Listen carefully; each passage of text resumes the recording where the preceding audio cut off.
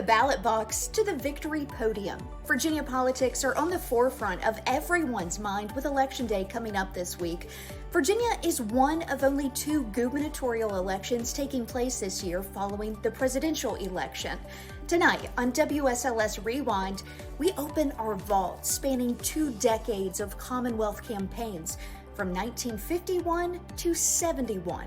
Witness the faces, voices, and moments that shaped Virginia's political landscape.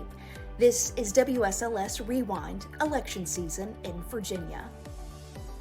In today's Virginia politics, campaign spending makes headlines.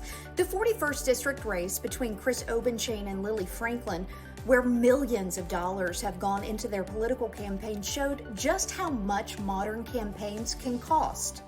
But turn back the clock to 1971, and you'll find the same concerns echoing through Virginia's past.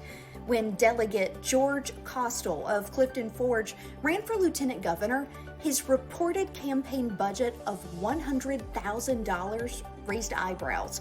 That's equivalent to nearly $780,000 in today's money. Here's what he told WSLS about his campaign spending more than 50 years ago. We're not quite sure exactly how much we're going to spend on television advertising. When I announced for my candidacy for lieutenant governor, I said that I thought it would take between $150,000 and $200,000 to run an effective campaign for this office, and I still think that's what it's going to take, and we hope to raise that much money and use it effectively. One of your opponents, Senator Henry Howell of Norfolk, has proposed that there be free time on TV for political candidates. How do you feel about this? Well, I'll be glad to take all the free time I can get. If we do have free time, I think we should make joint appearances, and I think we should have to answer questions from knowledgeable newsmen about Virginia government and the Virginia political scene. I think that's the most effective way to present ourselves, and I think it's going to be more beneficial to the public. Some of the most important issues today in Virginia revolve around economy and cost of living, while transgender policies in bathrooms and sports remain a controversial topic.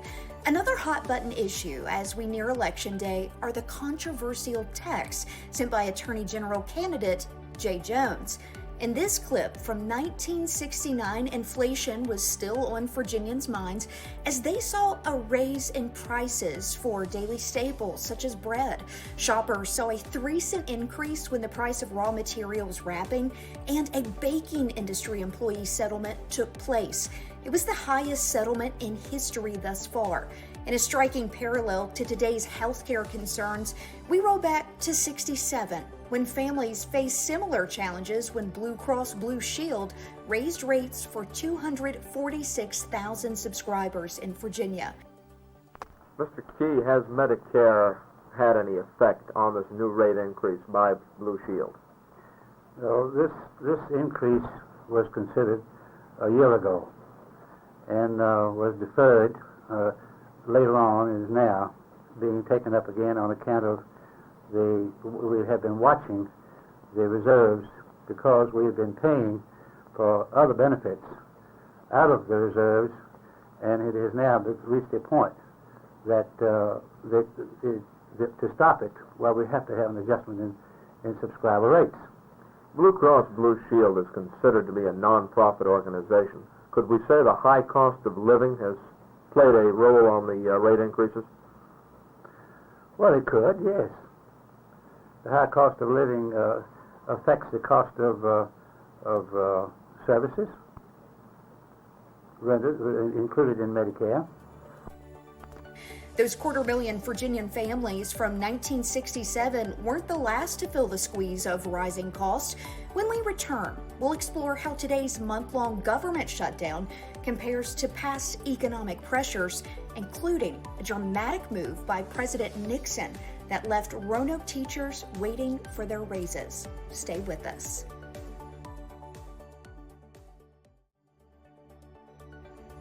The current government shutdown, which began on October 1st, has now stretched to 31 days, making it the second longest in U.S. history. If it continues for just 4 more days, it would surpass the 2018-2019 shutdown's record. The impact is already being felt nationwide, with 2 million federal workers facing suspended pay. Looking back to 1971, President Nixon imposed a 90-day freeze on wages, prices, and rents to combat inflation. In Roanoke, teachers were among those directly impacted as they had been anticipating a raise. John Gilbert of WSLS covered how this affected our community. A little noted ruling by the Cost of Living Council has apparently opened the way for most public school teachers to receive salary increases during President Nixon's freeze on wages and prices, according to a spokesman for the Office of Emergency Preparedness. Teachers who are eligible for the pay increases are those paid on a 12-month contract but begin work this fall on a 10-month contract if the contracts were provided them before August the 15th. Here in Roanoke, School Superintendent Dr. Roy Alcorn says that he is still unclear about the question and is still waiting for an official legal opinion. Alcorn says that the Roanoke school system will abide by the school board resolution to hold teachers' salaries at the 1970-71 level in compliance with President Nixon's freeze. Alcorn went on to say that he didn't believe that the little noted ruling applied to the state and local situation. A spokesman for the Attorney General's office in Richmond told Action News this afternoon that the Attorney General hasn't been asked to make a ruling on the question. All that his office was doing was collecting data on the matter. The Attorney General will only offer an opinion if requested, according to the spokesman. And as the days wear on, more and more questions are popping up. John Gilbert, Action News, at one of Roanoke's public schools. Economic policies have always shaped Virginia voters' decisions at the ballot box. Just as those wage freezes influenced public opinion in the early 70s, we've seen how government shutdowns and financial concerns are weighing on voters' minds today, just days before Virginia heads to the polls. But if you think election season feels intense now, take a look at how Roanokers viewed another pivotal moment. Here's what your neighbors had to say about John F. Kennedy's chances when WSLS took to the streets in 1960. If you could tell me what you think Kennedy's chances of winning the election in November will be because of his civil rights platform. Well, I think he got a good chance on it. You think so? I think so. Okay, thank you very much, sir. So I wonder if you could tell me what you think Kennedy's chances will be according to his civil rights platform that he stated a few nights ago in the November election. Well, I just don't think he can win it. I just don't believe he will. Do you think that Nixon will have a better chance to win on his ideas of civil rights? No question about it. Thanks, sir. I think so. All right, thank you, sir. Well, I wonder what you think that Kennedy's chances will be in the November election because of his civil rights beliefs. Well, I really haven't delved into his civil rights beliefs, but after the landslide that he had last night, I think he'll have a great chance for the presidential election. Do you think that Nixon's civil rights beliefs will be stronger for the Southern vote than Kennedy's will be? I think that guess is as good as anyone's. 6 decades later, the streets of Roanoke are still buzzing with electoral energy. With Virginia's November 4th election just days away, voters aren't just choosing a new statewide leadership, they're also deciding on local races that will impact everything from schools to public safety. Like those Roanokers in the 1960s, today's voters are weighing their choices during times of economic uncertainty. When we come back, Virginia's Sunday Blue laws of 1961 changed the way we lived and shopped, and hear from a local store owner who lived through it.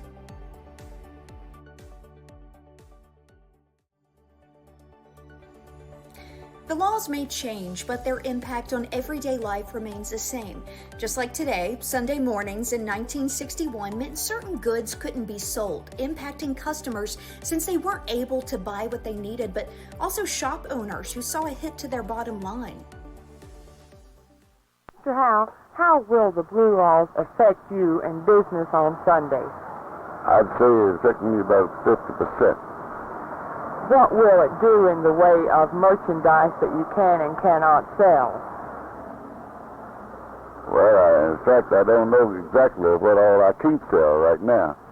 But the way I understand it right now, it'll affect me about half of what I got to sell I can't sell. I notice you carry a lot of sporting goods. That will be off the list for you, will it not? I understand it will, yeah. Unless I live on the lake, I run a business on a lake somewhere, which I think it's unfair to the people that discuss they don't have a business on a lake on a park. If they can sell theirs, but the fellow on the lake can sell his. I think it's unfair law. That same era saw other strict regulations in Virginia. In 1960, 400 spectators packed the House General Laws Committee as delegates debated liquor by the drink. This bill that was proposed would allow those in Virginia to buy alcoholic drinks instead of just bottled liquor. After heated arguments between supporters and opponents, including several clergy members, the committee voted down the bill 14-3. This wouldn't change until 1968 when the Mixed Beverage Act was passed, allowing drinks to be sold individually for the first time in decades. From campaign spending in '71 to wage freezes affecting Roanoke's teachers to packed committee rooms debating Sunday sales, the headlines may change, but Virginia's story remains constant. Everyday people shaped by the decisions made by our elected representatives. Whether it's 1960 or 2025, whether we're debating blue laws or modern regulations, the power still rests where it always has, with Virginians making their voices heard. For over 70 years, WSLS has been there to document these moments, these voices, these changes. I'm Rachel Lucas, and this has been WSLS Rewind, Election Season in Virginia. Thanks for watching and for being part of our continuing story.